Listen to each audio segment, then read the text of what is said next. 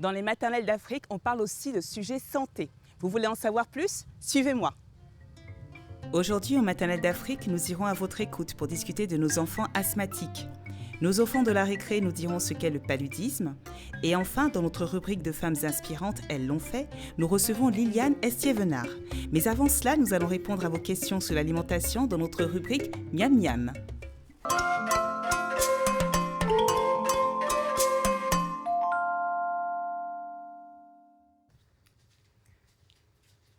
Aujourd'hui, je vais répondre à la question d'Aïcha, qui nous écrit depuis Ségou au Mali. Alors, qu'est-ce qu'elle dit? Bonjour Angela, mon bébé de 7 mois est constipé, que lui donner à manger? Alors là, Aïcha, moi j'ai fait simple, j'ai contacté tout de suite le docteur Amenito, notre nutritionniste, pour lui poser la question. Et en fait, il dit que dans la majorité des cas, les bébés qui sont constipés, c'est dû à leur alimentation. C'est que donc, il manque des fibres, de l'eau. Ce sont des bébés qui ne boivent pas assez d'eau et qui ne consomment pas d'aliments riches en fibres. Donc, et certaines fois, donc, ce sont des bébés qui sont en pleine phase de diversification alimentaire. Et donc, le fait d'introduire de nouveaux aliments, ça peut, comment dire, dérégler le système digestif qui met du temps à s'habituer à ces nouveaux aliments.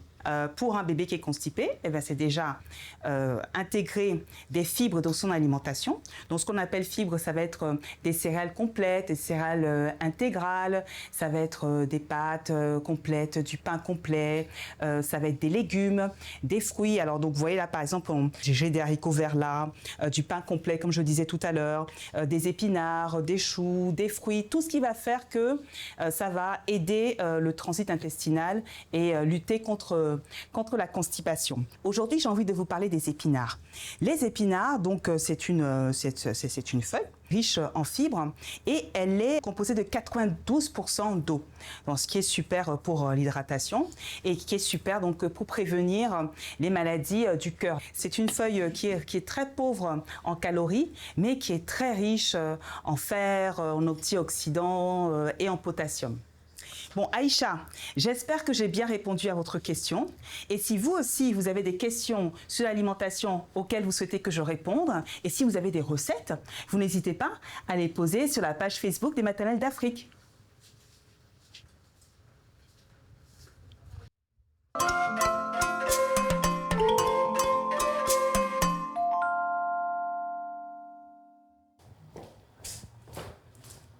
Oups.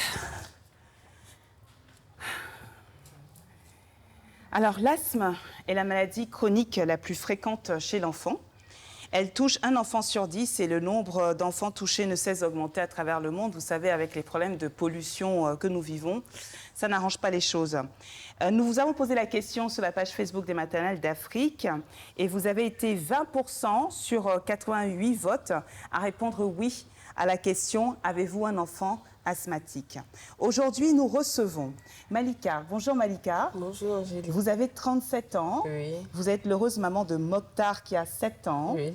Kidane, c'est ça? Oui. Qui a 5 ans, comme d'habitude, des problèmes sur les prénoms là, vraiment. Et David qui a 3 ans, Oui. c'est ça? Bienvenue Malika. Merci. Je reçois également Adjaratou. Adjaratou, vous avez 35 ans. Vous êtes la maman de Lanyon, une fille qui a 5 ans, Oui, c'est ça? Merci et bienvenue. Et nous recevons le docteur Andelon Sawadogo. Bonjour Angela. Bonjour, comment allez-vous? Vous êtes pédiatre et vous nous faites le plaisir et l'honneur de revenir nous éclairer avec votre expertise. Merci. Merci beaucoup, docteur. Alors, on va commencer avec vous, Malika. Oui. Malika, donc, vous avez 1, 2, 3 enfants. 4. Vous avez 4 enfants, Oui. dont j'en ai oublié un. Mokhtar, 7 ans, Kidane, 5 ans, David, 3 ans. Yasmine, 17 ans. Et il y a la grande Yasmine qui a 17 ans. Yasmine, je t'avais oublié. Oh là là. Alors dites-moi, tous vos enfants sont asthmatiques? Les 3 derniers. Les 3 derniers sont asthmatiques. Quand est-ce que ça a été diagnostiqué? À quel moment? À quel moment vous avez su? À 1 mois et demi. La nuit, il s'est réveillé pour prendre son biberon. Et là, je vois qu'il n'arrive pas à respirer. Il est comme étouffé. Et sur place, ça m'a un peu inquiété. Je lui mets le biberon, je vois que je lui mets le sein aussi, c'est pareil. Je l'ai pris, je l'ai mis sur les pieds, je vois encore que c'est pareil. Sur place, on est parti à l'hôpital aux urgences. Et là, arrivé, le docteur qui nous a reçus m'a pris et il m'a demandé si il y a des asthmatiques dans ma famille. J'ai dit oui, effectivement, il y a des asthmatiques dans ma famille. Il m'a dit l'enfant fait une crise d'asthme. D'accord.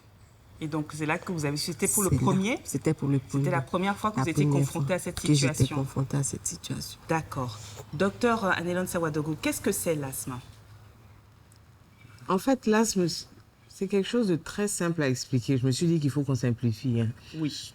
Les ballons qu'on utilise dans les mariages, là, qu'on gonfle, Oui. voilà, vous imaginez que ce ballon qu'on a gonflé, c'est les alvéoles pulmonaires. S'il y a de l'eau dedans, on ne peut pas bien le gonfler. Et c'est exactement ça, l'asthme. C'est-à-dire un encombrement au niveau des bronches qui fait que les bronches ne peuvent pas bien se dilater pour prendre tout l'air qu'elles doivent prendre.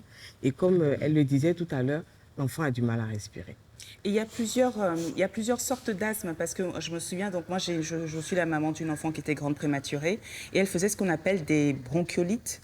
Et donc elle faisait des crises d'asthme, mais le médecin me disait mais non, elle n'est pas asthmatique, c'est une période qui va s'arrêter. Comment on fait la différence? Comment on sait quand c'est un enfant qui est asthmatique et puis un enfant qui fait juste des petites crises ponctuelles? En fait, c'est la répétition. On parle d'asthme après la 5e crise à peu près. Ah, d'accord. Voilà. Sinon, au début, on peut pas affirmer devant la première crise, sauf si effectivement, comme le médecin a demandé, est-ce qu'il y a des asthmatiques dans la famille?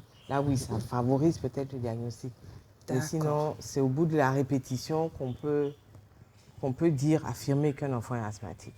Mais dites-moi, docteur, vous confirmez que donc cette maladie est héréditaire?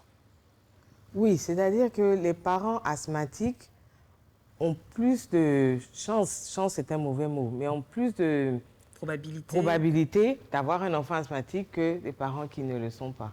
Donc, quand on pose le diagnostic, c'est une des premières questions que l'on va se poser, c'est est-ce que déjà dans ma famille, il y a des personnes qui sont... Tout à fait. Est-ce que l'environnement est déjà sensibilisé à la maladie asthmatique? À cette maladie.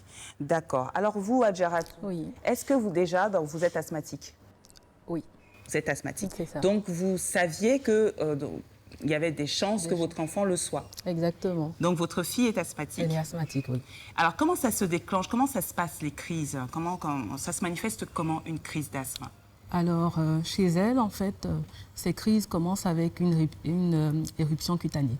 Elle avait quel âge? Elle avait 6 mois. Elle avait 6 mois. C'était au moment de la diversification alimentaire. Ah. Donc, tout de suite, j'ai cherché un peu dans ce qu'elle avait mangé. Oui. Voilà. Et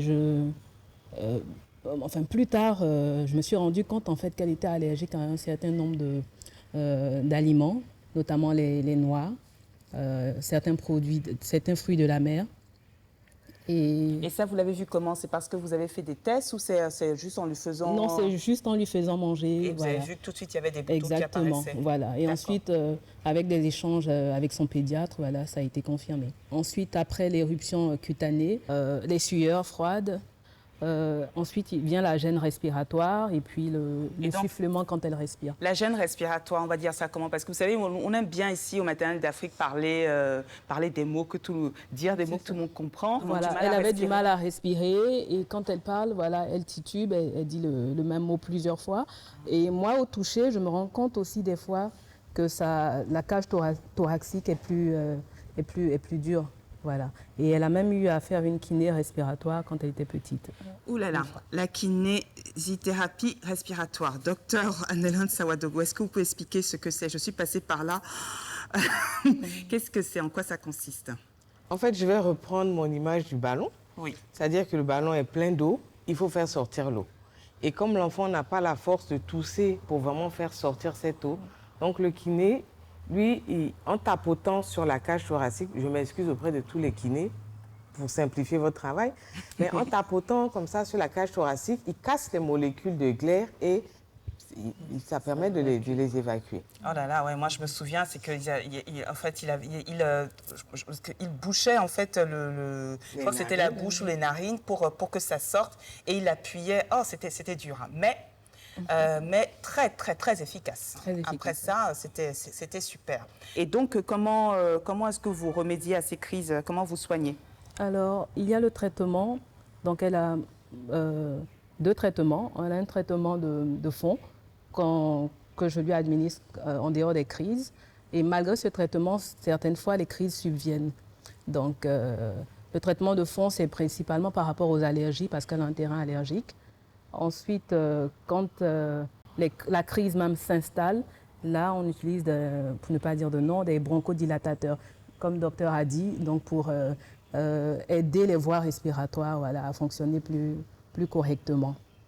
En dehors de ça, Oui. Voilà. Vous avez envisagé d'autres méthodes? un peu de médecine douce, des remèdes de grand-mère, voilà. Oui, alors ça, on aimerait bien savoir quelles sont ces méthodes, ces remèdes. D'accord.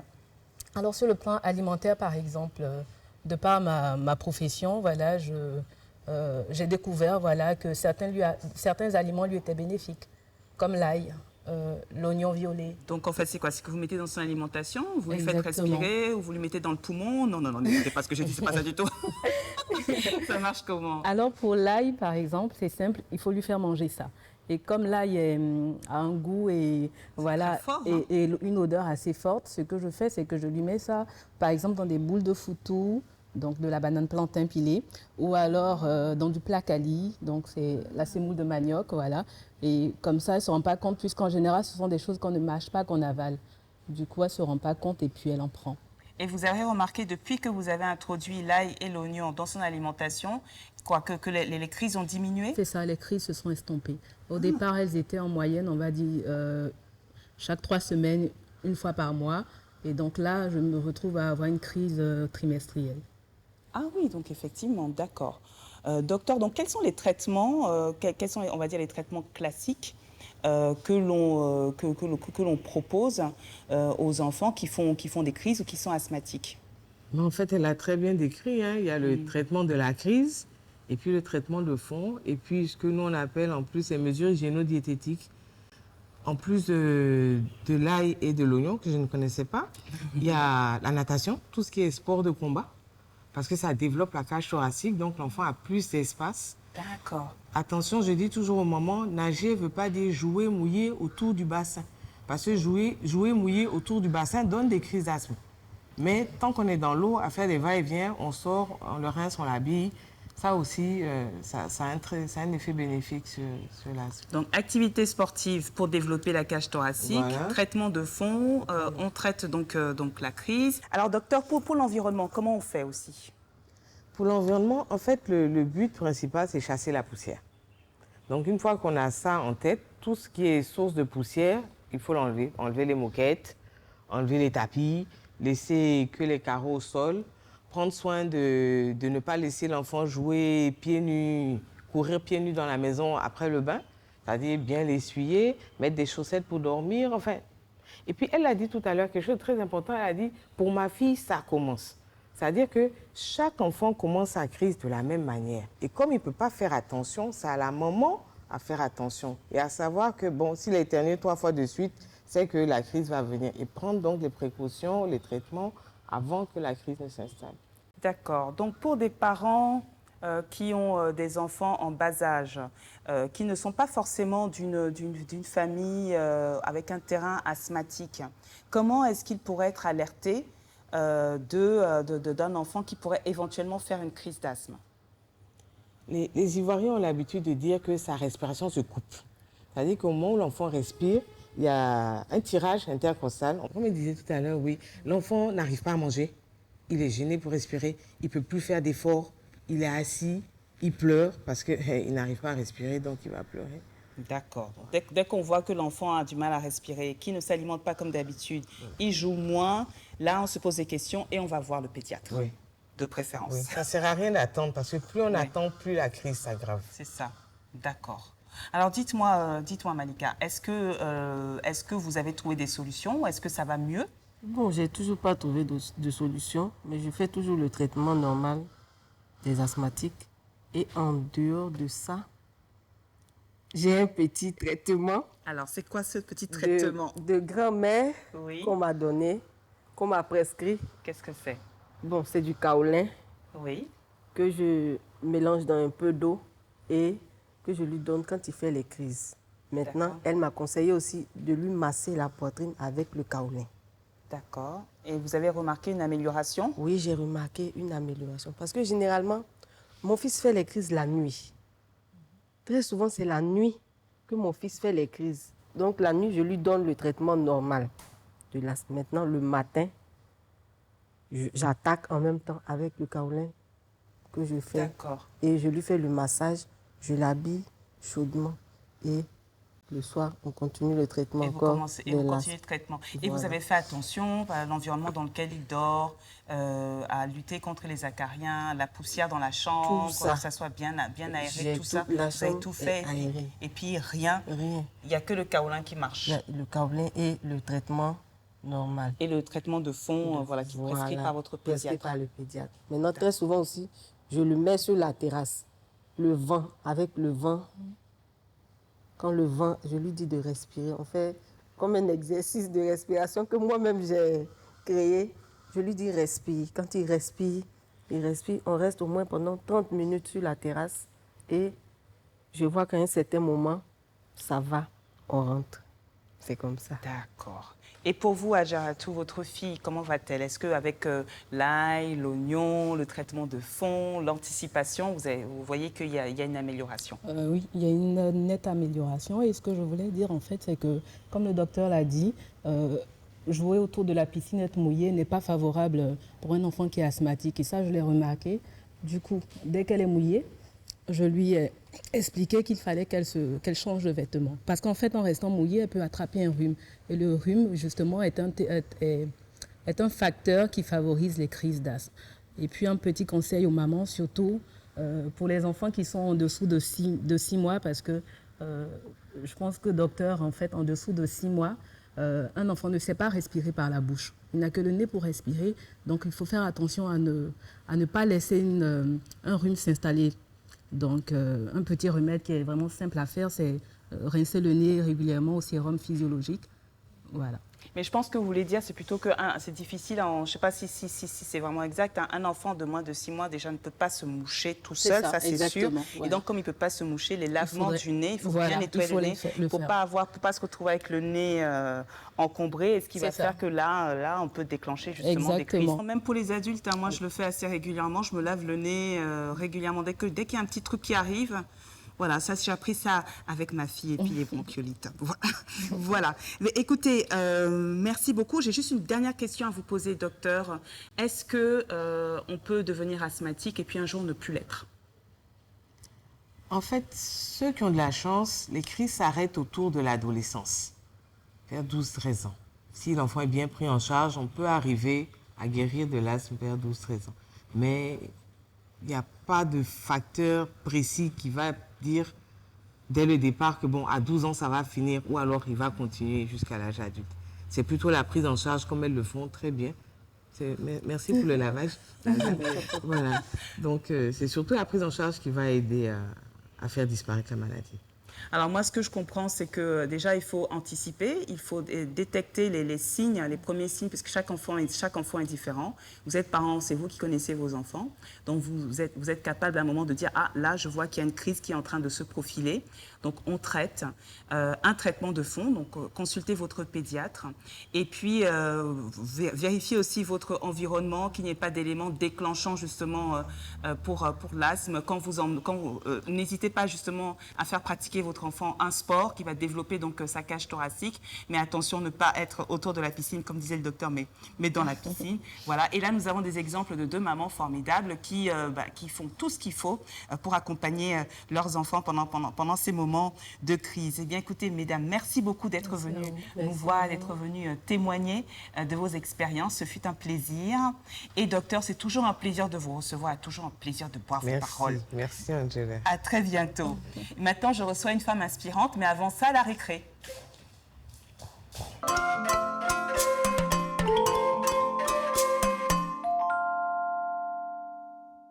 C'est le produit. C'est un produit. C'est un produit qui sert à quoi, le paludisme? Ça sert que de piquer les gens avec. Le palud, c'est une maladie. Quand les moustiques piquent, qu'est-ce qu'ils font? Tu es malade. Et puis, on boit des médicaments pour guérir.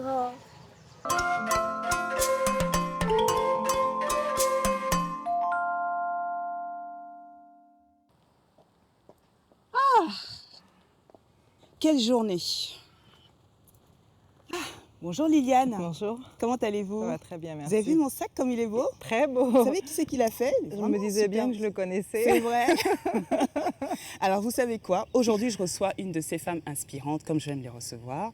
Et cette dame que nous avons aujourd'hui, Liliane, elle s'est lancée dans la maroquinerie. Maroquinerie, oui. Alors pourquoi? Pourquoi les sacs à main? Qu'est-ce qui vous a lancé dans cette aventure? Parce que les sacs à main, c'est un outil utile. Je me dis, chaque femme a besoin d'un sac à main.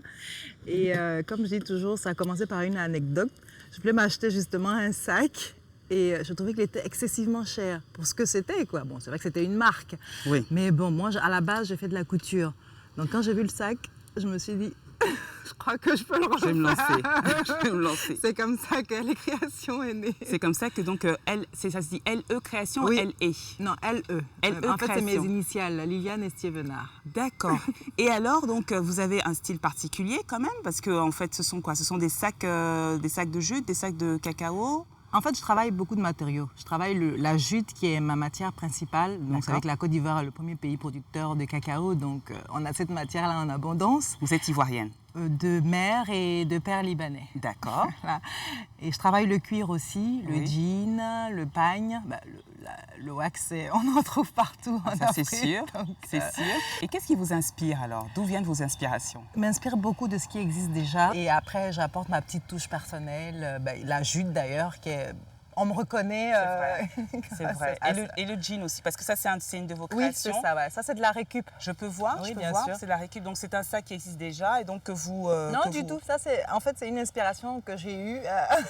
Par ouais. contre, c'est des jeans, des pantalons jeans. Comme je dis, chez moi, il n'y a plus de jeans. C'est superbe. Ah oui, et puis même au-dessus, comme Voilà, ça, c'est vraiment c'est ça. super. Est-ce que vous les fabriquez vous-même ou vous avez un atelier ou comment vous travaillez? Oui, j'ai un atelier chez moi, un atelier Oui. de confection. J'ai un showroom chez moi où on fait tout ça.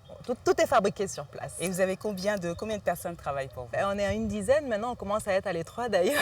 Ah, et je sais que vous distribuez un peu partout parce que moi, je suis fan de vos sacs. Oui. Et j'ai acheté le mien au Togo. D'accord. Vous distribuez dans quel pays alors? Justement au Togo, Oui. au Sénégal, au Burkina, au Gabon.